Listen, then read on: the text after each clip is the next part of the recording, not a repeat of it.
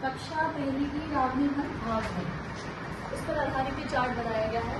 तो हमें 2 प्रश्न दिए गए थे। पहले प्रश्न पे पहले हम बात करेंगे कि क्या पठन अभ्यास सामग्री बढ़ते क्रम में नजर आती है। तो जैसे कि हमने पाठ्य पुस्तक को रीड किया हमारे ग्रुप में, तो ये जो बढ़ता जो क्रम है वो हर एस्पेक्ट में हमें दिखाई देता है। उसके कुछ उदाहरण हमने यहाँ पे लिखे हैं। जैसे पहला नंबर एक लिखा है, पाठ्य पुस्तक की इकाइयां परिवार से शुरू होकर दुनिया तक जाती हैं। जैसे मैडम ने शुरू में बताया था, हर बुक 5 इकाइयों पे है।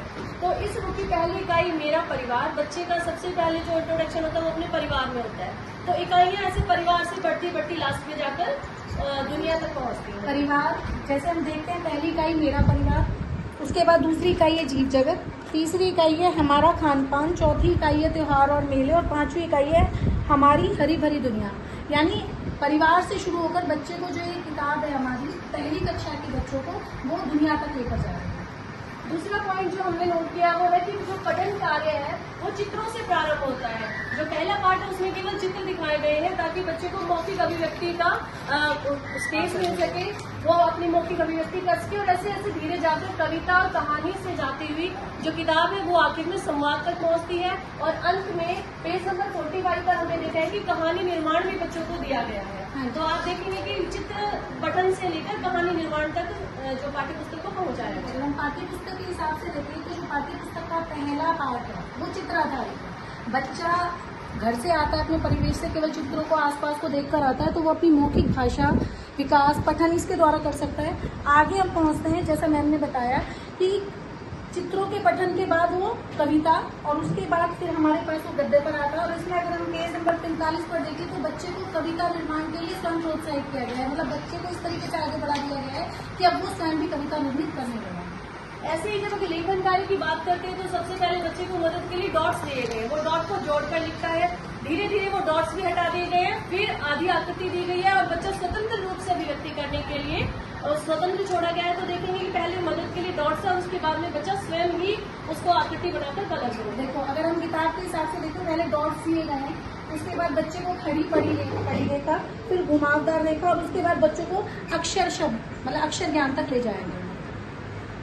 उसके बाद अंत में हमने को पॉइंट दिखाया कि पाठ्य पुस्तक में प्रारंभ में बच्चों की मदद के लिए बिंदु, परंतु बिंदु हो गया है ये इसी में शामिल हो जाता है, क्योंकि यहाँ पर अगर हम चित्रों के हिसाब वर्णों का हिसाब के साथ साथ अगर हम चित्रों के लिए देखें तो पहले सिंपल चित्र दे रखे हैं, फिर उसके बाद इनकी ना कॉम्प्लेक्सिटी मतलब इनकी कठिनाई जो है बढ़ा भी रही है। जैसे पहले केवल बच्चों को वर्ग दे दिया या वृत्त दे दिया और उन्हीं सबको मिलाकर एक घर बनाकर दे दिया। तो यहाँ पर बच्चे का जो विकास है, वो जो गति है वो बढ़ रही है, बढ़ती सकती है। तो यही पैटर्न चित्र में भी दिया गया है, यही पैटर्न वर्ण वन लिखेंगे तब भी दिया गया। जैसे सबसे पहले वर्णों का में, फिर आ की मात्रा, ई की मात्रा, उ की मात्रा, ऐसे करते करते कॉम्प्लेक्सिटी की तरफ ले जाया गया। ये पहला प्रश्न हमारा यहाँ खत्म होता है। दूसरा है, क्या बच्चे को मौखिक व सृजनात्मक अभिव्यक्ति के अवसर दिए गए हैं।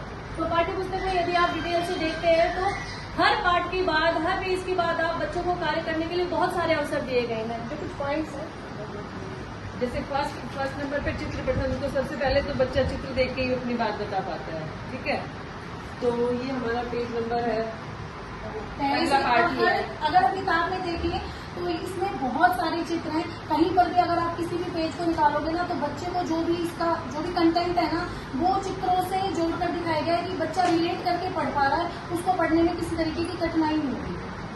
सेकंड पॉइंट है, बच्चा चित्र को पूरा करो। चित्र अधूरा बना दिया, बच्चा खुद सोचेगा कि कैसे लाइनें बने, कैसे चित्र बने और क्या बने, है तो वो चित्र बनाएगा तो वो अपना क्रिएटिव लेके आएगा उसमें। फिर वर्णों के मेल से वो वर्ड बनाएगा, क्या शब्द बन रहा है वर्ड मिला के, तो वो अपना क्रिएटिव लेके आएगा। चित्रों की पहचान करके रंग भरेगा कि ये लाल सेब, अगर सेब दिया है लाल है तो वो लाल रंग ढूंढ के उसमें रेड कलर हाँ, जैसे यहाँ पर अगर हम देखें तो अगर सेब है, पत्ती है, तो बच्चे को पता है कि मुझे यहाँ ब्राउन कलर भरना है, मुझे सफेद भरना है, हरा भरना है, यहाँ वो अपनी सेंस यूज करता है, चित्रों को हकीकत कर रहा है। देखो छोटे से बड़े की तरफ इस एक लेवल के चित्र वो अलग कर रहा है। जैसे सारे फल और सब्जियां मिक्स कर दी तो फल अलग कर रहा है और उनमें सब्जियां अलग कर रहा है, क्लासिफिकेशन कर रहा है। भारी चीजें हैं उनको अलग कर रहा है, हल्की चीजें हैं उनको बच्चा अलग वर्गीकृत कर रहा है। कहानियों एवं कविताओं को अपने विवेक से पूरा कर रहा है और फिर धीरे धीरे चित्रों के बाद वो कहानी कविता में भी आके अपने वर्ड्स में एक दो सेंटेंस जोड़ के छोटी सी कविता को, छोटी सी कहानी को वो कंप्लीट कर रहा है। तो लास्ट वाला पार्ट है वो हमारा दोनों चीजों को व्यक्ति दोनों को पूरा करता है।